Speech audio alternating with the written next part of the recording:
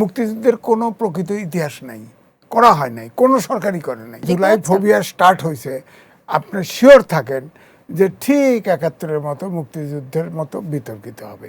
৩০ লাখ শহীদ হয়েছে মুক্তিযুদ্ধে বলছে, কোথায় পেলেন? আমি যদি বলি কিভাবে পেলেন, এটা বিতর্কিত আছে না?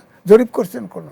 জুলাই ফোবিয়া স্টার্ট হয়েছে, আপনি শিওর থাকেন যে ঠিক ৭১-এর মতো মুক্তিযুদ্ধের মতো বিতর্কিত হবে। এই জন্য আমি বলছি ইমিডিয়েটলি সরকারের পক্ষ থেকে সবটাকে সার্ভে করা দরকার।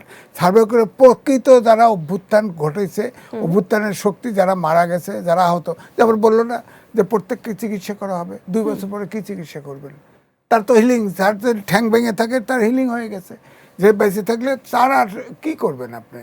আমার পায়ে সমস্যা আছে, এখন তো ডাক্তার, আমি ব্যাংকক পর্যন্ত গেছি, আমার তো এটা আর কিছু চিকিৎসা দিতে পারবে না, এইভাবেই আমাকে মারা যেতে হবে।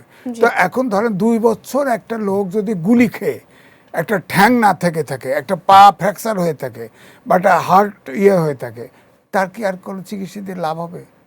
তাকে একটা কৃত্রিম পা দিতে পারবেন, কৃত্রিম হাত দিতে পারবেন, তার তো আর জীবনের যে নর্মাল যে যৌবন, নর্মাল যে তারা তো তরুণ, তারা তো যৌবন তো ফেরত দিতে পারবেন না।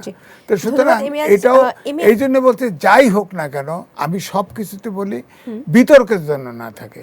৩০ লাখ শহীদ হয়েছে মুক্তিযুদ্ধে বলছে, কোথায় পেলেন? আমি যদি বলি কিভাবে পেলেন, এটা বিতর্কিত আছে না? জরিপ করছেন কোনো?